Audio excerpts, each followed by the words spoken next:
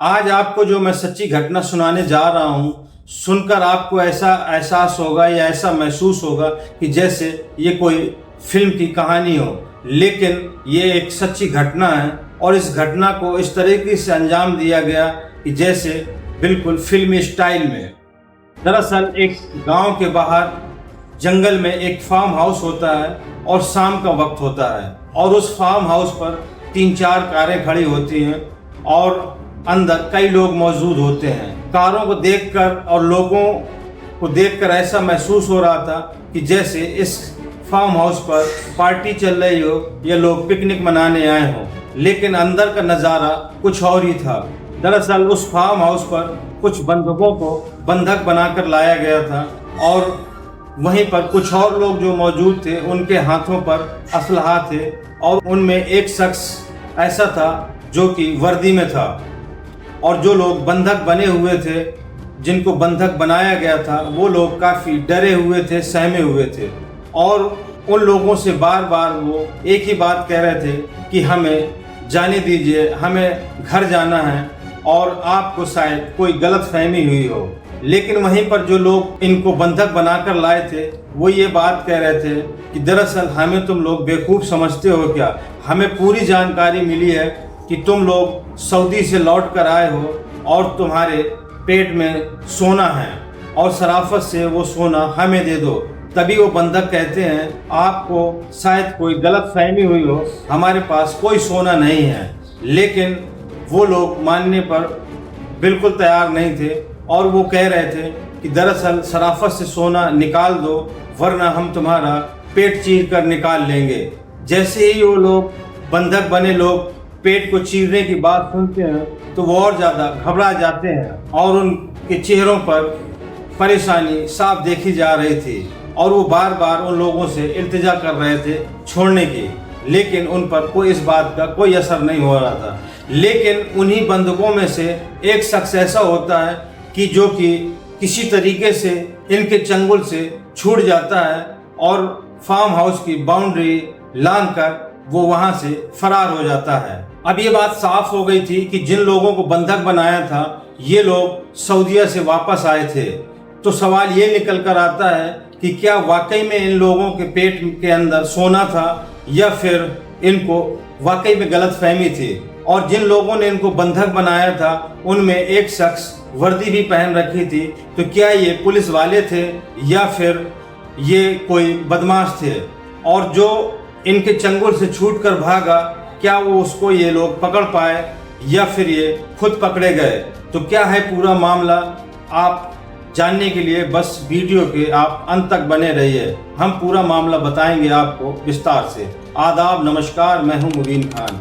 आज की जो सच्ची घटना की कहानी है वो कहानी है उत्तर प्रदेश के रामपुर जिले की और उसी रामपुर जिले की एक कोतवाली है टांडा कोतवाली और उसी टांडा कोतवाली क्षेत्र के अंतर्गत कई लोग सऊदी अरब पर रहकर मेहनत मजदूरी करके कमाने जाते हैं और वहीं पर एक जाहिद नाम का शख्स भी 2021 में सऊदी अरब कमाने गया था और वहां पर एक कार ड्राइव करके वो नौकरी कर रहा था। जाहिद को सऊदी में लगभग 4 साल हो गए थे और अब उसको अपने परिवार की याद सताने लगी थी, अपनी पत्नी की याद सताने लगी थी।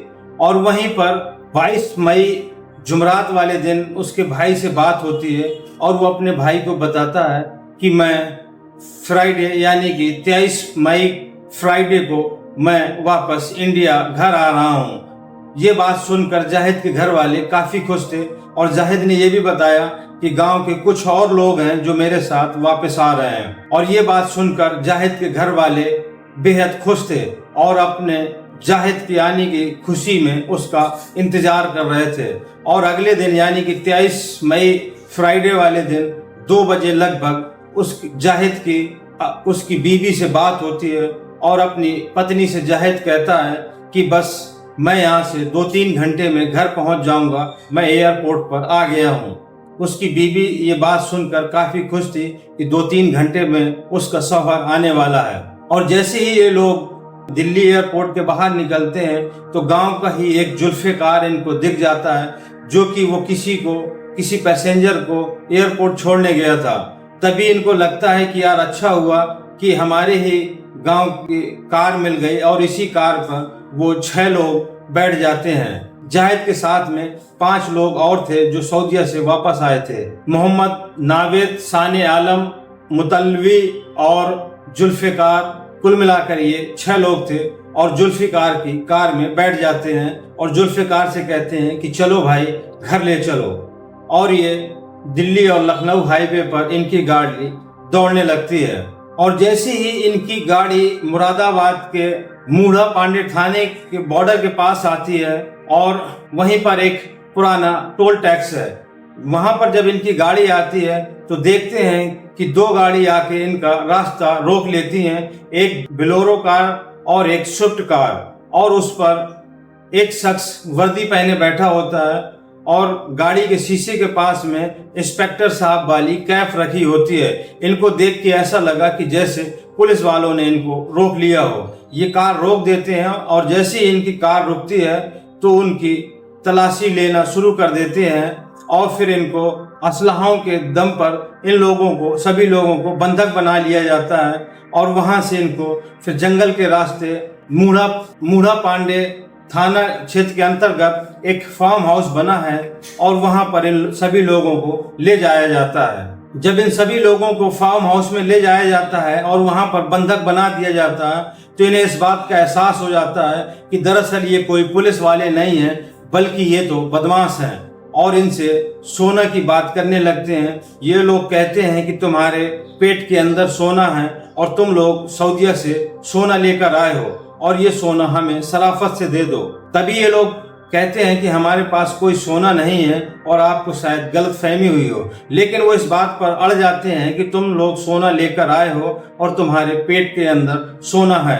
इनकी बातों से ऐसा लग रहा था कि जैसे किसी ने, बहुत खास लोगों ने ही इनको सटीक मुखबरी की हो और ये बताया हो कि ये लोग सोना लेकर वापस आ रहे हैं। और तभी इन लोगों को ये लोग वहां से किडनैप कर लेते हैं और फार्म हाउस ले जाते हैं।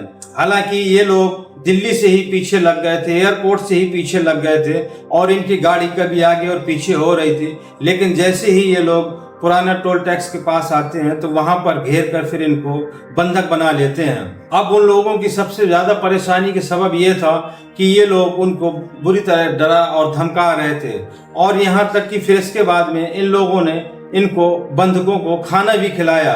शायद इनको लगा कि खाना खाकर इनके पेट से शायद सोने की गोलियां बाहर आ जाएंगी, लेकिन ऐसा नहीं हुआ।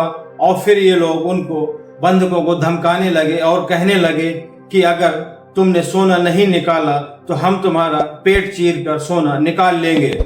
ये बात सुनकर वो काफी ज्यादा घबरा जाते हैं और डर से कांपने लगते हैं। लेकिन वहीं पर एक इनके साथ में इनका जो साथी था जुल्फिकार, वो किसी तरीके से इनके चंगुल से छूट जाता है और फार्म हाउस की दीवार लांघ कर भाग जाता है और सीधा गांव पहुंचकर गांव में शोर मचा देता है।